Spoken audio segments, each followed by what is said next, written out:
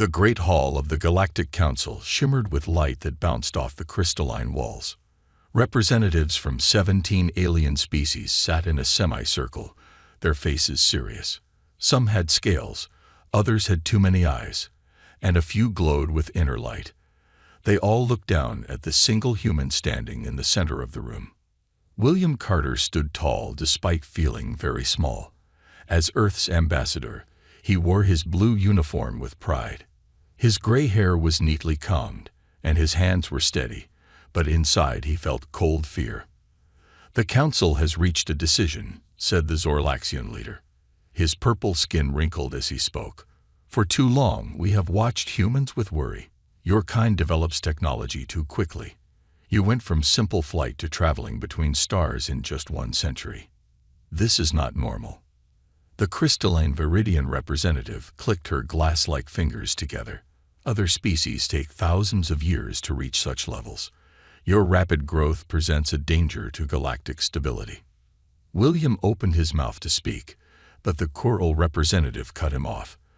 The insect-like alien's voice came from all 6 of its mouths at once. "We have seen the violence in your history, the way you fight, how quickly you learn to make weapons from peaceful tools. Humans have kept every treaty," William said. His voice echoed in the large room. "We have traded fairly. We have shared medical discoveries that have helped millions across the galaxy." The Zorlaxian leader raised a hand.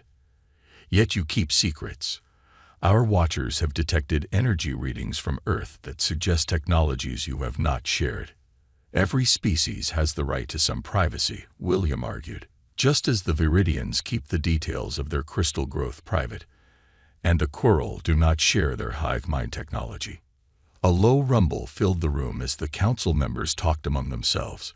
William felt sweat on his back, but he didn't show his nerves.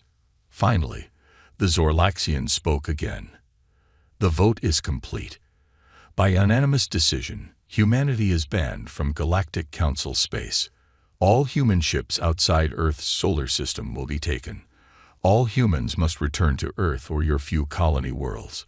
A barrier will be placed around human space. No messages will pass through. No ships will enter or leave." William felt like he had been hit. "This is against all our agreements. Millions of humans live and work throughout Council space. You can't just—" "It is done," said the Viridian, her crystal body flashing with blue light. "You have 1 standard month to bring your people home. After that, any human found outside your space will be sent back by force." 2 large guards moved toward William. They looked like walking trees with 4 arms each. "This is a mistake," William said, his voice firm despite his shock. "Humanity has much to offer the galaxy. We want to be friends, not enemies." The coral representative buzzed. "The decision protects both humanity and the galaxy. Perhaps in 1,000 years, when your species has matured, we will welcome you back."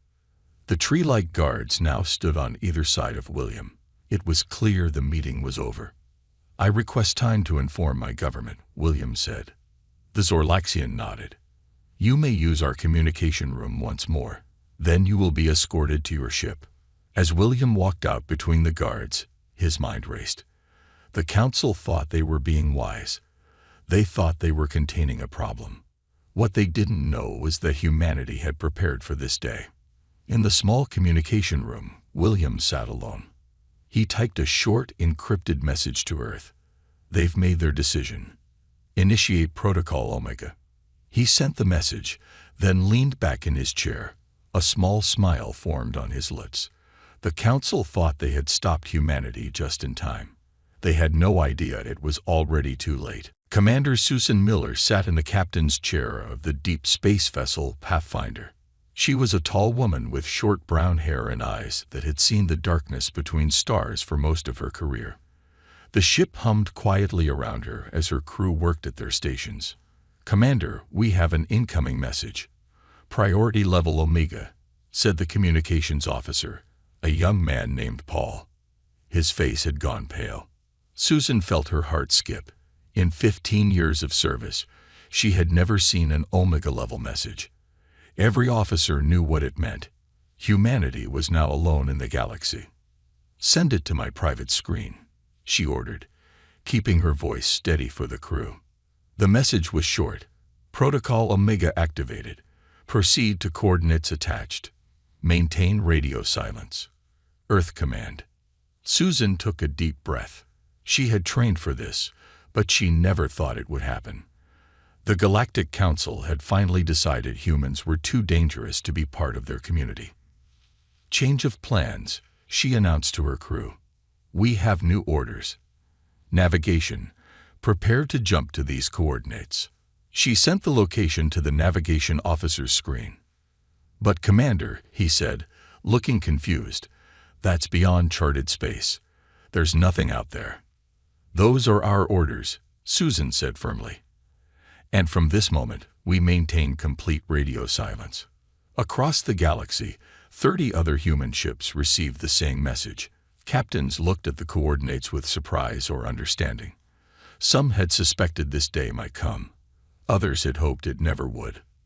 The Pathfinder entered FTL travel, its engines pushing it faster than light. The stars stretched into lines, then disappeared altogether as the ship entered the strange space between normal reality. 3 days later, they emerged in an unknown system. Susan expected empty space. Instead, sensors showed a large gas giant planet with several moons. One of those moons glowed with the unmistakable signs of human settlement. "That's impossible," whispered Paul. "No colony was ever established here." "Not officially," Susan replied. She had begun to understand. Earth had been preparing for the Council's decision for a long time.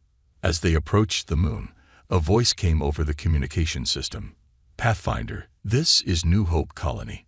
Welcome home. Please follow guidance signals to landing pad 3. The moon's surface revealed a sprawling settlement.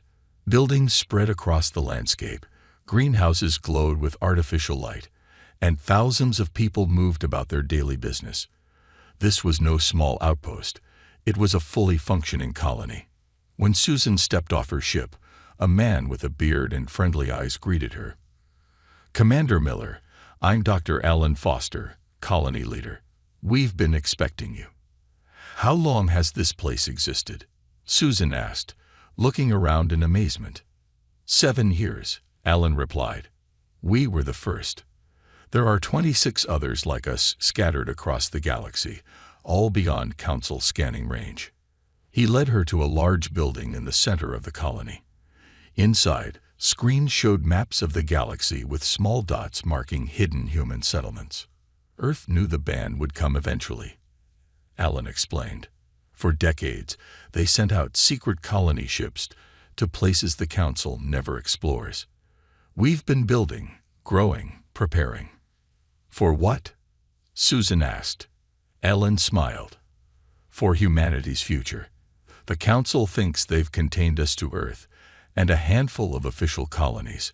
They have no idea how far we've spread." Another screen showed the Pathfinder wasn't the only ship arriving. Dozens of human vessels were approaching hidden colonies throughout the galaxy. "Your ship brings crucial supplies and personnel," said Alan. "The other ships are doing the same at different colonies. From here, we continue to expand, invisible to the Council's eyes." Susan looked at the galaxy map, finally understanding the true scope of humanity's plan. "They think they've banned us. But it's already too late," Alan finished with a smile. "We're everywhere, and we're just getting started." While the Galactic Council celebrated humanity's containment, life on Earth, and its official colonies continued. The alien races believed that without access to their advanced technology, humans would struggle and fall behind. They were wrong. Dr. Grace Winters worked in a large laboratory beneath the Rocky Mountains on Earth. She was a small woman with short black hair and eyes that missed nothing. For 3 years, she had led a team of scientists on a special project. "Run the test again," she told her assistant, a young man named Kevin. "I want to be absolutely sure." Kevin nodded and initiated the sequence. The quantum computer in the center of the lab hummed softly as it processed calculations no ordinary machine could handle. "Results are clear," Kevin said after a moment. The system is stable at full capacity. It works exactly as you predicted. Grace smiled. Her team had just created a quantum computing system that the council races had declared theoretically impossible. Without alien influences, human creativity had taken an entirely different path. Send word to Central Command, Grace said. Project Quantum Leap is ready for implementation. Across the solar system, on Mars and the moons of Jupiter, similar breakthroughs were happening every day. Freed from the standardized thinking of galactic technology, human innovation was flourishing. Far from Earth, on a planet the Council had labeled uninhabitable, another kind of progress was taking place. The colony called New Frontier existed on a world where the atmosphere contained high levels of methane and other gases toxic to most life forms. Engineer Daniel Morris stood at the edge of the colony's main dome, watching as a group of 20 humans prepared to step outside without protective suits. Daniel had gray eyes and a serious face that rarely showed emotion, but today he felt proud of what they had accomplished. Remember your training, he told the volunteers. Breathe normally and let the enhancements do their work. The group nodded. Each person had received biological modifications designed by Daniel's team. These changes would allow them to process the toxic atmosphere that swirled outside the dome. Opening outer door now, announced the control room. As the door slid open, the strange yellowish air of New Frontier flowed in. The volunteers took their first breaths. No one collapsed. No one showed signs of distress. The biological enhancements were working perfectly. How do you feel? Daniel asked the lead volunteer, a woman named Lisa. Different, she replied. The air tastes strange, but I can breathe it. My body is processing the toxins just as you said it would. This was a breakthrough the council races had never achieved. They relied on technology, suits and filters, to survive hostile environments. Humans had taken a different approach, adapting their own bodies instead. In the 5 years since the ban, humanity had not just survived, they had evolved in ways the Council could never have predicted. The isolation that was meant to weaken them had instead forced them to become stronger, more innovative, and more adaptable. On a secure communication channel that the Council could not detect, reports from Earth, Mars, and the hidden colonies flowed continuously. Quantum computing breakthrough achieved. Biological adaptation to toxic atmosphere successful. New stealth technology ready for deployment. Hidden network now spans 70% of Council space. William Carter, now serving as Earth's Central Commander, reviewed these reports with satisfaction. The Council had tried to contain humanity by cutting them off from alien knowledge. Instead, they had removed the limits that had been holding humans back. Send the order, William told his staff. Move to Phase 2 of Protocol Omega. Across the solar system and beyond, humanity prepared for the next step of their plan. The Council thought they had caged a dangerous animal. They didn't realize they had freed it instead. 5 years had passed since the Council banned humanity from galactic space. In the main control room of the Galactic Council's central monitoring station, 3 alien officers stared at their screens with growing concern. The signal delay happened again, said the first officer, a tall Viridian whose crystal body glowed softly in the dim room. Communication Relay 7 took 0.03 seconds longer than normal to respond. The second officer, a Zorlaxian with deep purple skin, tapped at his controls. I've checked the system 4 times. There's nothing wrong with our equipment. Could it be natural interference? Asked the third, a younger officer from a species that looked almost like humans except for their green-tinted skin. Not happening this regularly, said the Viridian. Something is out there. Far away, on the edge of Council space, Lieutenant Kate Wilson sat in the captain's chair of her ship. The Whisper was a special vessel, built after the ban. It used technology that made it nearly invisible to all known scanning methods. Kate was short, with red hair cut close to her head. Her sharp eyes watched as her crew worked quietly at their stations. For 5 years, they had been part of humanity's secret plan. "Status report," she said. Her second-in-command, Eric, looked up from his screen. "We've placed relay nodes in all planned locations in this sector. The network is active and stable." Kate nodded with satisfaction. What the Council didn't know was that humanity had built a hidden communication system throughout their space. Tiny devices that looked like space debris or small asteroids formed a web that connected all human ships and secret bases. "Any Council patrols detected?" she asked. "None," replied Linda, the ship's sensor officer. "We're clear to move to the next sector." The Whisper moved silently through space. Kate thought about how far they had come since the van. Instead of breaking humanity, the Council's decision had forced them to become smarter, more careful, and more advanced. Their ship now used technology that even the oldest Council races hadn't developed. They could hide in plain sight, move through heavily patrolled areas, and communicate across the galaxy without detection. "Incoming message from Control," Eric announced. "A human operative has been captured in the Zorlaxian core worlds." Kate frowned. This was bad news. Who was it? Captain George Peterson. His ship was damaged and detected during a patrol. Kate knew George. He was experienced and careful. If he had been caught, it meant the Council was improving their detection methods. "Set course for these coordinates," she ordered, sending the location to the navigation station. "We need to see what the Zorlaxians learned from him." 3 days later, Kate watched through special viewing equipment as George was led into an interrogation room on a Zorlaxian base. Her ship hovered nearby, completely undetected by the base's sensors. Inside the room, a senior Zorlaxian officer faced George across a table. "We know you're human," the alien said. "But that's impossible. All humans are contained in Earth's solar system." George, despite his situation, smiled. "You really believe that, don't you? Our barrier surrounds your entire system. No human ship has passed through in 5 years." George laughed.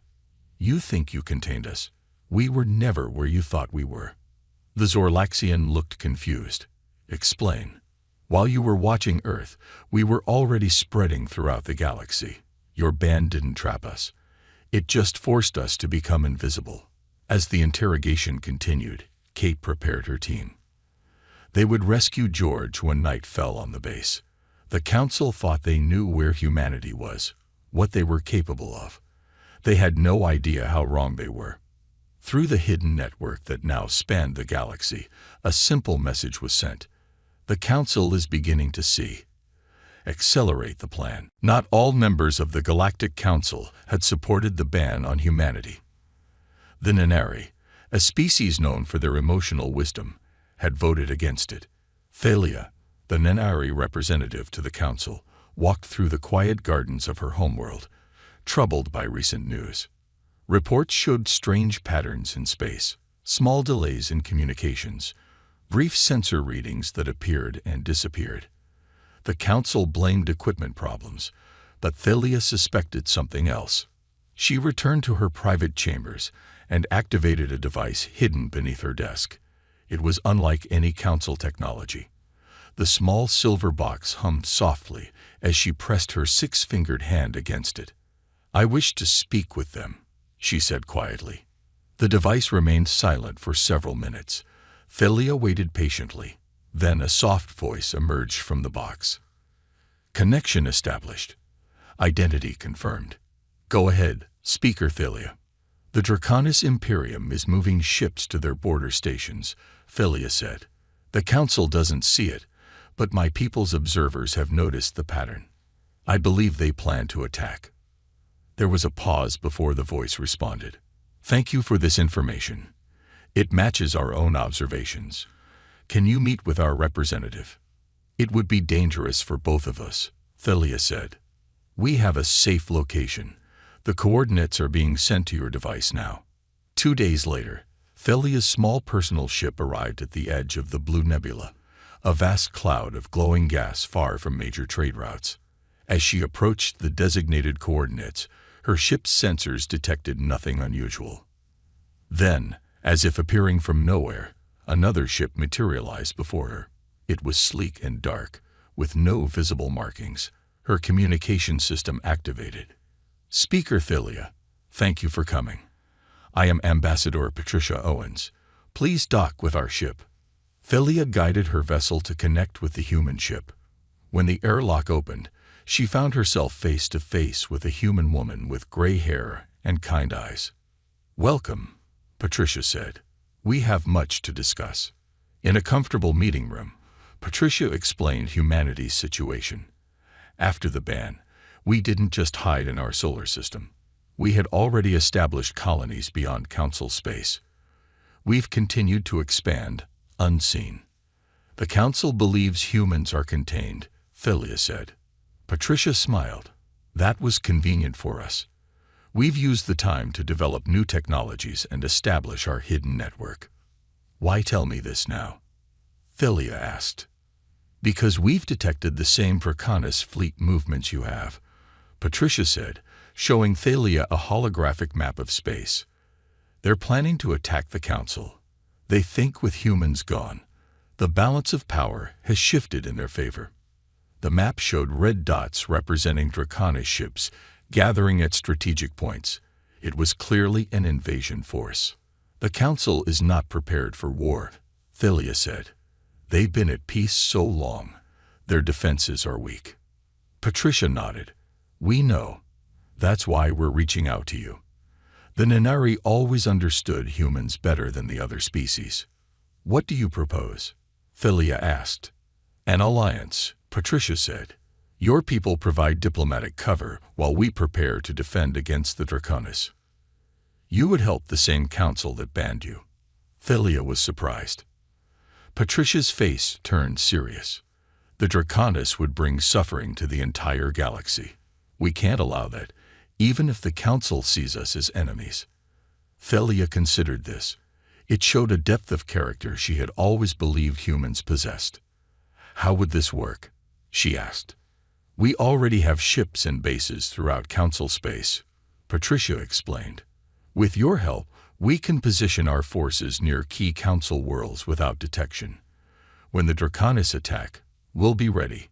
Thalia extended her hand in the human gesture of agreement. "The Nanari will help you. Together, we will protect the galaxy, even from itself." As they finalized their plans, a message arrived from Earth's hidden command center. "Draconis fleet movements accelerating. Estimated time to first strike, 2 weeks. The race to save the Council that had rejected humanity had begun." The Draconis attack came without warning. One moment, the Viridian homeworld was peaceful, its crystal cities gleaming in the light of 3 suns. The next, hundreds of Draconis warships appeared in the sky. The Viridian defense forces scrambled to respond, but they were too few and too slow. Years of peace had made them soft. Within hours, the first crystal towers began to fall as Draconis bombers targeted the capital city. On Centralis Prime, the seat of the Galactic Council, emergency alarms blared throughout the Grand Council chamber. Representatives from all 17 species gathered in panic as reports flooded in. "The Viridian homeworld is under attack," announced the Zorlaxian High Chancellor, his purple skin pale with shock. "Draconis forces have also been reported near the coral colonies and our own outer worlds." "How did they assemble such a force without our knowledge?" asked a frightened representative. "Our focus on containing humans may have blinded us to the real threat," admitted the High Chancellor. As the Council debated what to do, more urgent news arrived. The Draconis main fleet had been spotted heading directly for Centralis Prime itself. The Council had only hours before their seat of power would be under attack. "We must evacuate," declared the High Chancellor. "Our forces cannot stand against the full Draconis fleet." Just as panic threatened to overwhelm the chamber, a junior aide rushed in with surprising news. "Unknown ships have appeared in orbit. They're engaging the Draconis advance force." Confusion spread through the room. What other power in the galaxy could field ships against the Draconis? The main view screen activated, showing the space battle above the planet.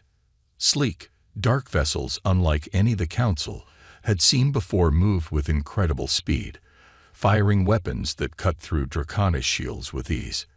The unknown ships formed a protective barrier between the incoming Draconis fleet and the planet below. "Those ships," whispered the Zorlaxian High Chancellor. "They're human." On the lead human vessel, Colonel Richard Dalton prepared his ground forces. He was a solid man with a square jaw and steady hands that had seen many battles. His team of 50 human Marines stood ready in their advanced combat suits. "Our job is to secure the council chamber and escort the representatives to safety," Richard told his team. "Remember, these are the same people who banned us from their space, but today we protect them anyway." As the space battle raged above, Richard and his team landed in the plaza outside the council building. They moved quickly through groups of panicked aliens, their armor enabling them to take out Draconis advanced troops that had already reached the surface. When they reached the council chamber, they found the doors sealed. Richard stepped forward and activated the communication system. "This is Colonel Richard Dalton of the Human Defense Force. We're here to evacuate the council to safety." There was a long pause before the doors slowly opened. The Zorlaxian High Chancellor stood there, staring at the humans in their advanced armor. "Why would humans help us now?" he asked, his voice filled with confusion. "After what we did to your people." Richard's answer was simple: "Because that's what humans do. We protect the galaxy, whether you want us to or not." The evacuation began immediately. Human ships that had been hidden throughout council space converged on Centralis Prime, fighting off Draconis forces while transporting council representatives to a secret location. As the Zorlaxian High Chancellor boarded Richard's ship, he looked at the human with new understanding. "We thought banning humans would keep the galaxy safe," he said. "Instead, it almost led to our destruction." Richard nodded as he guided the Chancellor to a secure cabin. Sometimes the thing you fear the most is the very thing you need. Above them, more human ships appeared from seemingly nowhere, their advanced weapons pushing back the Draconis fleet. The Council had banned humanity from the galaxy, but humanity had never truly left. The remaining Council leaders gathered in a large room deep inside a hidden base. They had been evacuated from Centralis Prime, just before the Draconis forces overwhelmed the planet's defenses. Now they sat in uncomfortable silence, watching as humans moved efficiently around them, coordinating the defense of what remained of Council space. The Zorlaxian High Chancellor approached a human woman who appeared to be giving orders to others. "I wish to understand what is happening," he said. The woman turned to him. She had gray hair pulled back in a simple style and eyes that showed both intelligence and patience. "I'm Dr. Laura Shepard," she said. "I lead our scientific division. These ships, these weapons," the Chancellor said, gesturing to the displays showing the ongoing battles. "We've never seen anything like them. How did humans develop such technology without our knowledge?" Laura smiled slightly. "We never needed alien technology. We were holding back." This statement shocked the Council members who were listening nearby. For centuries, they had believed their civilizations were far more advanced than humanity's. "Holding back. Why?" asked the Viridian representative. "We didn't want to frighten you," Laura explained. "Each time we made a major breakthrough, we would introduce it slowly, in ways that seemed like natural progress." She led the Council members to a large display table. "Let me show you what humanity has really been doing." Images appeared showing technologies beyond what the Council races had ever imagined. Ships that could bend space without traditional engines, energy systems that drew power from between dimensions, even devices that could transfer human consciousness from one body to another. "This is impossible," whispered the Coral representative. "No species could advance this quickly." "We didn't join the galactic community because we needed you," Laura said gently. "We joined because we were lonely. Humans need connection, friendship. We wanted to be part of something larger than ourselves." Meanwhile, in a dimension that the Council races had never successfully navigated, Admiral Frank Collins coordinated the human counteroffensive against the Draconis from a massive station hidden in fold space. He was an older man with a weathered face and steady hands that controlled ships across half the galaxy. "Move the 7th Fleet to protect the Coral homeworld," he ordered. "The 3rd and 5th Fleets will push back the Draconis forces at these coordinates." On screens around him, hundreds of human ships moved according to his commands. Some appeared from hidden bases within Council space. Others emerged from fold space at exactly the right moment to surprise Draconis forces. A young officer approached Frank with a report. "The Council has been briefed on our true capabilities," she said. "How are they taking it?" "About as well as expected," Frank replied with a small smile. "It's hard to learn that everything you believed about another species was wrong." Back at the hidden base, the Council leaders continued to question Laura. "If you had all this power, why did you accept our ban?" asked the Zorlaxian Chancellor. "You could have fought us." "We didn't want conflict," Laura said. "The ban was inconvenient, but it didn't stop our plans. We used those 5 years to prepare for the real threat, the Draconis." The Nanari representative, Speaker Thilia, stepped forward. "My people suspected humans were special. That's why we voted against the ban. And why we trusted you with our secrets," Laura acknowledged. New reports came in from across the galaxy. The combined human fleet, using technologies the Draconis had never encountered, was pushing them back on all fronts. For the first time, the Council leaders began to believe they might survive. "We've been wrong about humans," the Zorlaxian Chancellor admitted. "When this is over, if we survive, everything must change." Laura nodded. "That's why we're fighting, Chancellor. Not just to defeat the Draconis, but for a chance at a new beginning." 6 months after the Draconis attack began, the war finally ended. The combined forces of humanity and the remaining Council fleets pushed the Draconis back to their own territory. A peace treaty was signed that would prevent them from threatening the galaxy again for many years to come. On a beautiful world at the edge of what had once been forbidden space, the new Galactic Council headquarters was nearly complete. Unlike the old Council chamber on Centralis Prime, this building was designed to welcome all species as equals. Its Great Hall could hold representatives from hundreds of worlds, not just the original 17 Council races. Today, a historic ceremony was about to begin. Ships from across the galaxy had arrived, bringing leaders and citizens to witness the moment. The Zorlaxian High Chancellor stood at the center of the platform, wearing formal robes that shifted in color as he moved. Beside him stood President Michelle Lawrence of Earth, a tall woman with warm brown skin and a calm presence that inspired trust.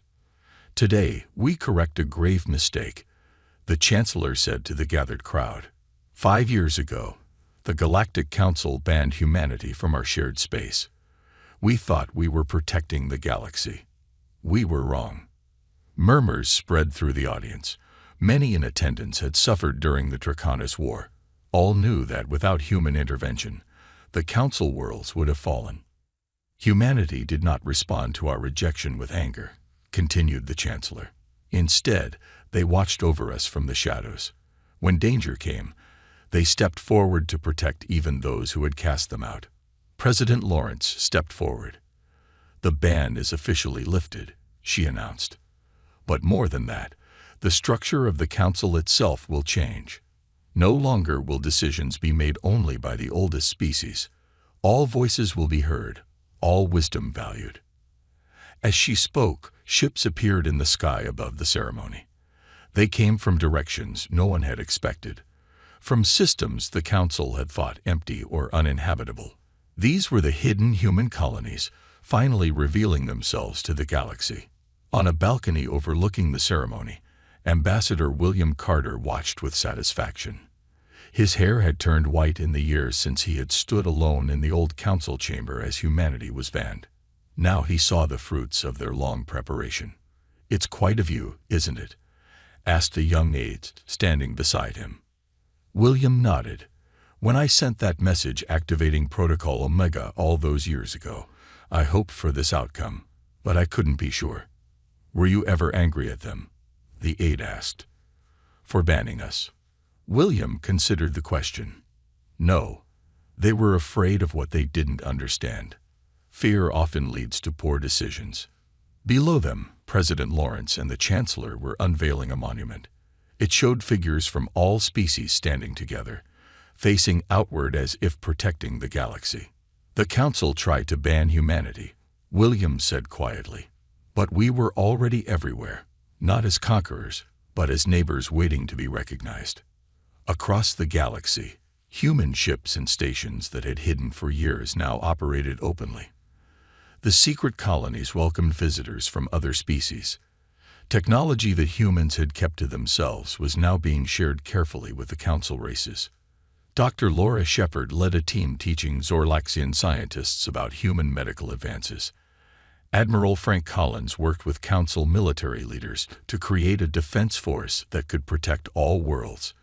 In thousands of ways, humans and aliens began to truly work together as equals. The stars above the new Council headquarters shone brightly as night fell. Ships of many designs moved through the heavens, their lights forming patterns against the darkness.